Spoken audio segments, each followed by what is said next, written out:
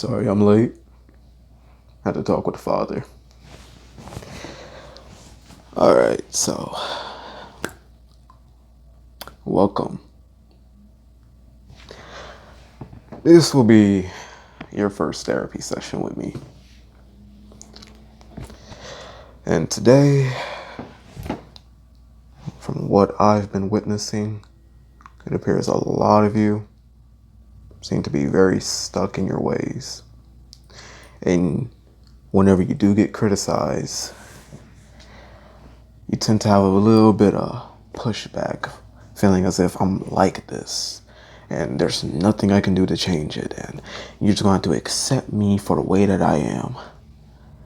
Well, I'm glad that you're here today to sit down and have a real discussion, because I'm going to teach you how to reprogram your mind.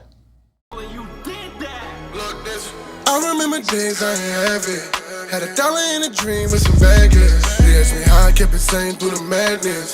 I just had to turn my pain into passion. Oh, I can finally see things I imagine. So I have a little list here of things that I've been witnessing. I have to write it down and to get a really good diagnosis of what it is that a lot of you seem to be struggling from and struggling with. So, well, first, who the heck am I to go ahead and be talking to you about this? Well, if you're new here, hi, I'm Unfitted GodHonesty. Today you can just call me Dr. Unfitted. Well, considering the segment of this podcast, well, you can call me Dr. GodHonesty. Am I a licensed counselor? No, not yet, but I'm in school for it, so you're just going to have to take that. And I've been doing this since before I even started school, so yeah, I do have personal experience with helping people with their problems and being a listener and, you know, doing things logically, because, well, feelings are liars. But enough with that aside.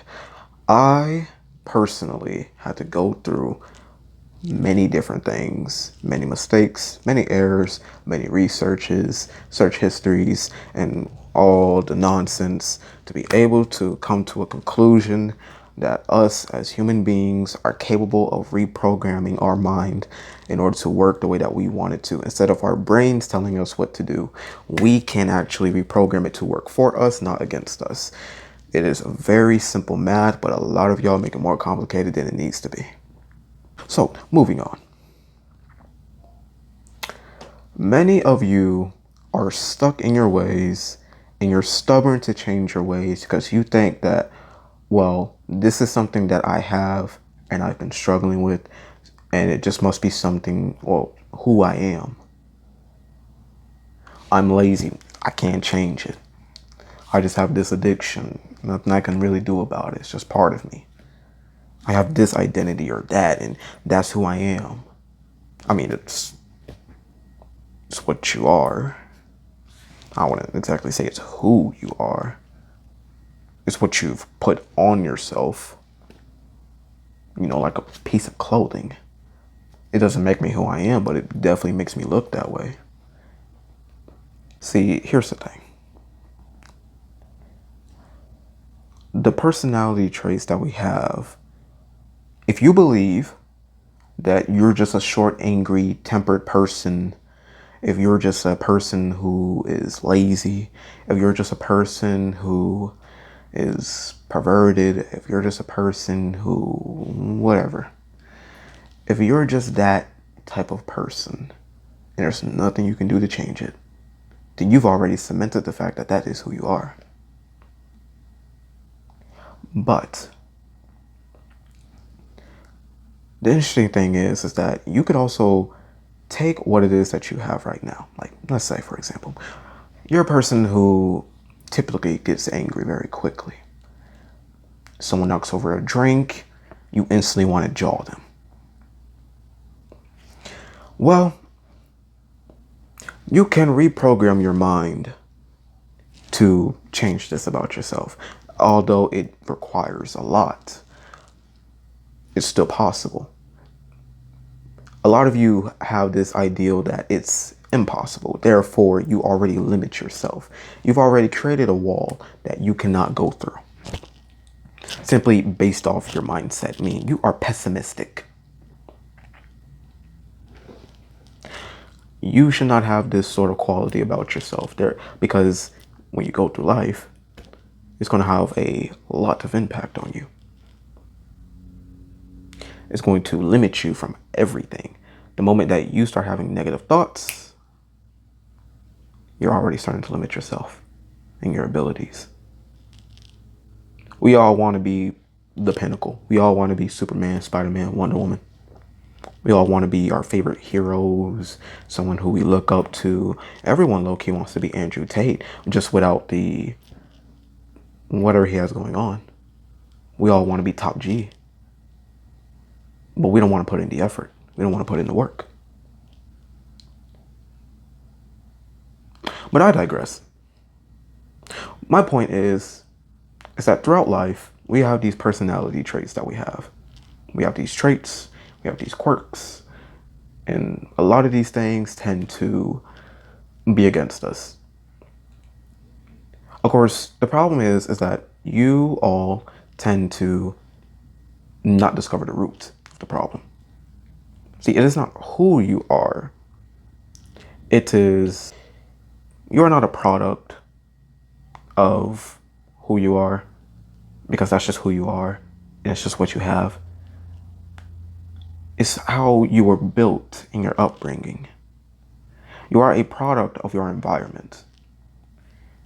Your environment has instilled these traits and quirks into you because it's how you had to have survived. You was either surviving or you was thriving. Regardless of what the case might be, it is exactly what it is. It's exactly what has been instilled in you. You was raised in the slums, therefore you've had to endure a lot of heartaches. You've had to steal to survive. You've had to kill. You've had to steal. You've had to persuade. You had to bargain. You had to throw a couple hands here and there, a left hook, a right hook, a jab here and there. You've had to do whatever you could to survive to the next day. Therefore, you might have a habit of stealing, or you might have a habit of throwing a right hook when you can't get your way. You have a habit of bargaining with people, whether these might be skills or whether these might be negative effects that you have around other people. You want to sit here and say it's a part of you, but you can reprogram your mind to make it work for you, not against you. Okay, so how do you do it? I'm sitting here and I'm saying that you can reprogram your mind. I keep saying it. I keep leading you with the leash, but I'm not telling you, I'm not giving you the meat. How do you do it? Well, it's quite simple. The math is it's about as easy as a second grader. The thing is, you have to first understand that your mind works based off habit. You feed it information and you repeat that information. The mind will create a habit that puts it into your code. Meaning, your mind will continue to repeat the same pattern and put it into your habit of your daily life. You wake up at 8 p.m., you continue to wake up at 8 p.m., your mind is going to automatically make that a passive trait of yours to make you wake up at 8 p.m. every single day. But if you want to wake up a little bit earlier, a little bit later, well, you can go ahead and reprogram your mind to do that. How? Well, here's the thing. You have to go against your mind. You have to go against the brain. You have to go against the hardware. Let's take it for example. You have a habit of laziness. You don't want to get up. You don't want to do anything. You don't want to work out. Well, easy. Well, here's a simple trick for that. Just do it. You want to lose weight. You want to eat better. You want to stop being a lazy prick. Do it. Okay, well, how do I motivate well, see, here's the thing. Motivation. You got to be able to motivate yourself. You can't go around, look at people and just use that as motivation. It's going to get dull eventually. It's not going to start motivating you. It might motivate you in the beginning, but listen, if you want a long progression, you want to lose weight all the way, and you want to have that weight loss for good, you're talking about long-term solutions. A lot of you want short-term solutions. You want something that works immediately and it has a long-lasting effect. That is not going to work. Anything good that comes easy ain't good to begin with. That's how the devil operates. Short-term bliss that you want to last forever, but in the long run, it's going to kill you. But if you want that long-term solution, you got to put in the work and you got to put in the effort. And a lot of you don't like doing that, which I can't help anyone who wants to have short-term solutions that has long-term effects. Not the case. I can't help no one like that. That's just not how these things operate. So back to the meat.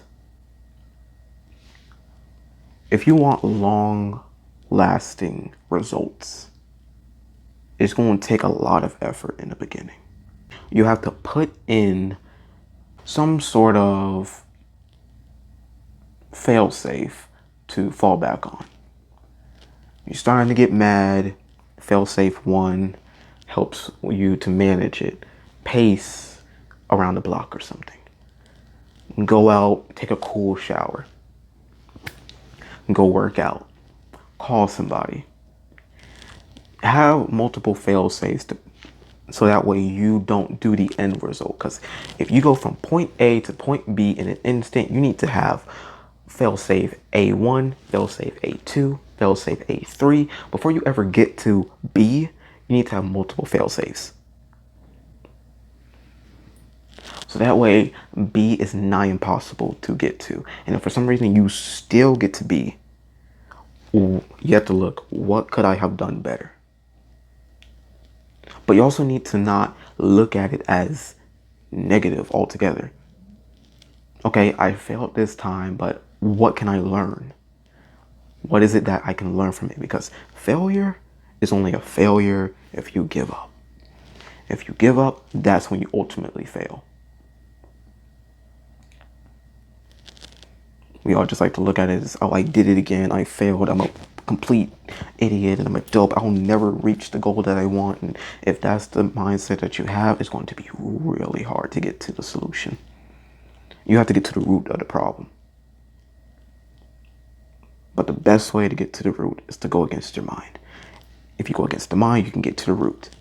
If you can get to the root, well, you was already going against the mind to begin with. So that's at that point. But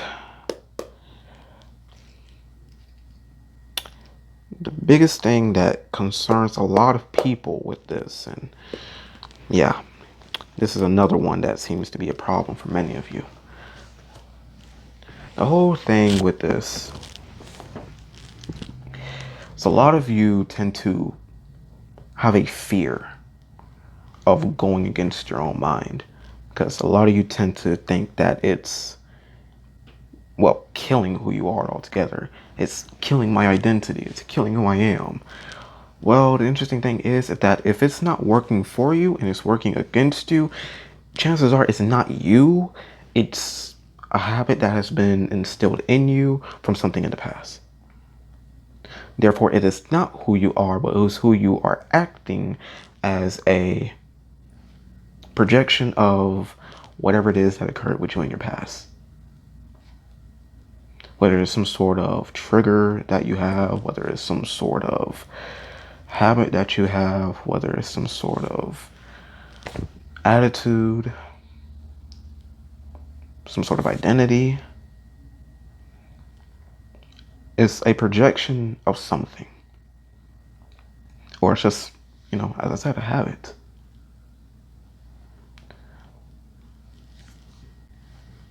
The problem is fear. And the interesting thing about fear, quoted by Jaden Smith, and I will forever make sure to remember it, is that fear is your compass. If you go in the direction of fear, you have to face it. And if you face your fear, well, it can only go two ways. Either you run away from it or you go through it. There's some people who fear, what was the word? They fear conflict, they fear confrontation, they fear public speaking, they fear showing who they really are, as I am. I fear showing people who I really am behind the calm, stoic demeanor. I mean, it's a part of who I am, but it's not fully who I am. But that's for another day. Some people fear, just being public.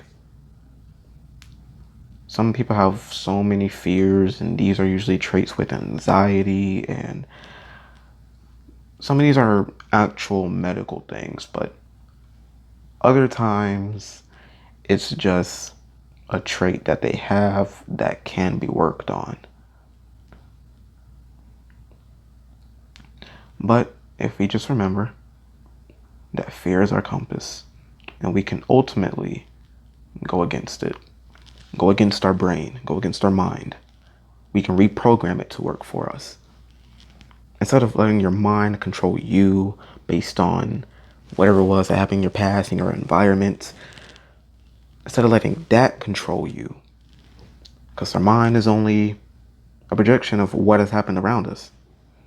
It just collects information, using that information to instill those informations, that data inside of us, therefore programming different things. The biggest thing that you can do is change your environment, go against your brain with the instilled habits that is already in you, and start creating new habits. You do all this, and you don't let fear override your decision and your action, you can successfully take control of your mind, reprogram it, and have it work for you, not against you. That's all the time we got for today. Whether you have comments or concerns, feel free to leave it in the comment section. If I have time, I'll get to it. But until then, I hope that you do take this advice. Because after all, knowledge is useless if you don't apply it. I'll see you at our next appointment. I'll keep this brief. You have traveled here today in search of knowledge, to hone your craft and acquire new skills. And when you have finished, you plan to dedicate your life to the protection of the people. But I look amongst you, and all I see is wasted energy, in need of purpose, direction. You assume knowledge will free you of this, but your time at this school will prove that knowledge can only carry you so far. It is up to you to take the first step.